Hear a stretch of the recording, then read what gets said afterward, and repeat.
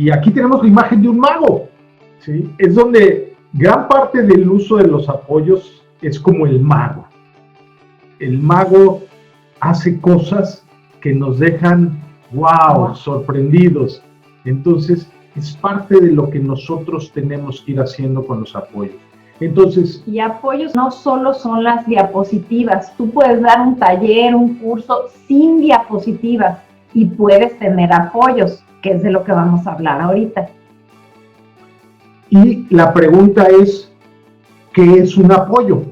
Lo que no son los apoyos es el mensaje. Muchas personas se pierden en vertir todo el texto, que lo vamos a ir viendo a lo largo de esta sesión, todo lo que quieren enseñarle o que su audiencia se lleve en láminas o en lo que presentan en diapositivas, y eso no es un apoyo.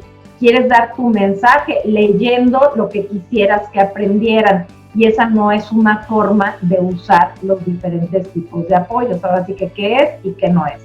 Es algo que me ayude, puede ser de manera visual, de manera auditiva o de manera kinestésica o de maneras combinadas. Ayudemos al aprendizaje, siempre teniendo en mente que nuestro apoyo que elijamos es para que ayude a cumplir el objetivo de aprendizaje de ese concepto, de esa actividad, de lo que sea que estemos tratando en ese momento. Ahora, pusimos esta imagen por una razón particular. En alguna ocasión, y Ruth se los podrá comentar, nos tocó impartir un tema sobre buceo, de lo que era el buceo, en un campamento scout en el Locotal, que es un lugar muy cerca de ahí de Toluca. Y pues ahí no había electricidad, no había todas estas maravillas que tenemos ahora. ¿Y qué es lo que hicimos? Pues preparamos rotafolios, hojas de rotafolio, colgamos, amarramos un cordel entre dos árboles y con pinzas de la ropa colgamos nuestros rotafolios de ahí. Y ese fue nuestro apoyo. Además, algo más que hicimos, porque queríamos demostrar un poquito el equipo que se usa, a un traje de neopreno de buzo completo lo llenamos de periódico y paramos un maniquí que, con su visor, sus aletas y todo. Entonces la gente estaba perfectamente inmersa en el tema sin necesidad de otras cosas.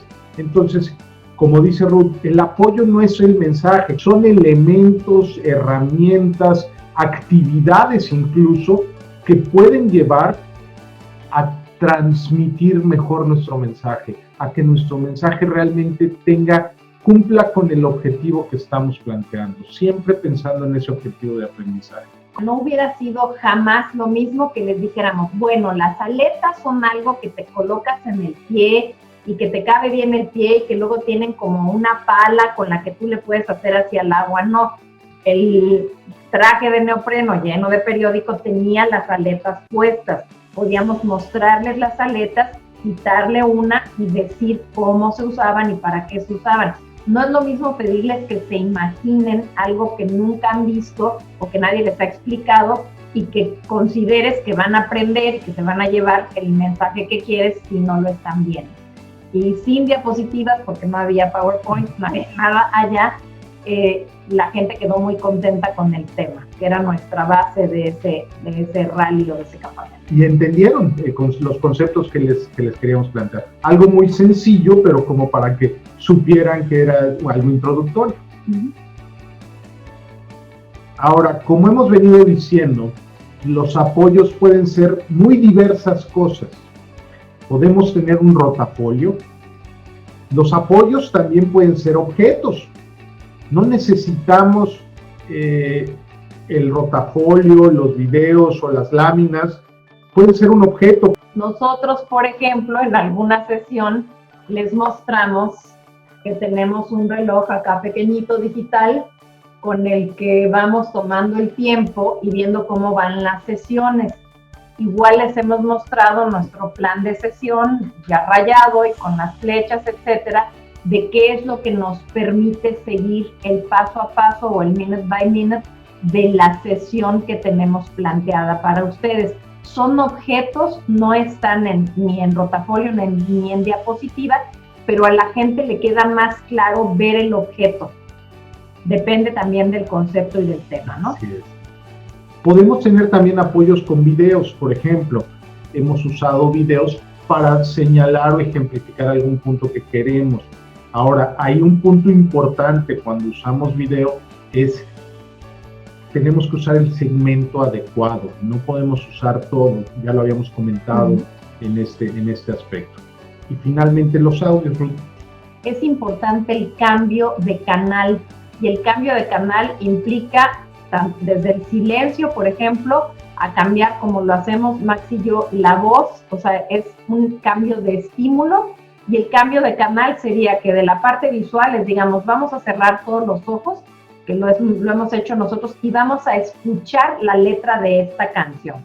Y entonces pones una canción, o quien lo hace con la meditación guiada, pero depende del tema. Por ejemplo, con jóvenes hemos usado mucho, a ver, vamos a cerrar los ojos, vamos a escuchar la letra, y qué te dice, qué es lo que sientes, y te vas a analizar muchas cosas que incluso los pueden estar orillando al suicidio si ya están en depresión, etcétera, por la letra de la canción, el tipo de música, y ellos de manera inconsciente la traen enchufada en los audífonos, y los papás no saben qué están escuchando los jóvenes, ¿no?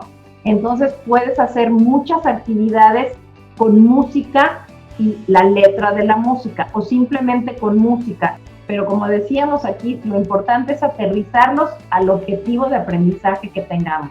Se puede usar cualquiera combinación de todos, siempre aterrizados al objetivo de aprendizaje.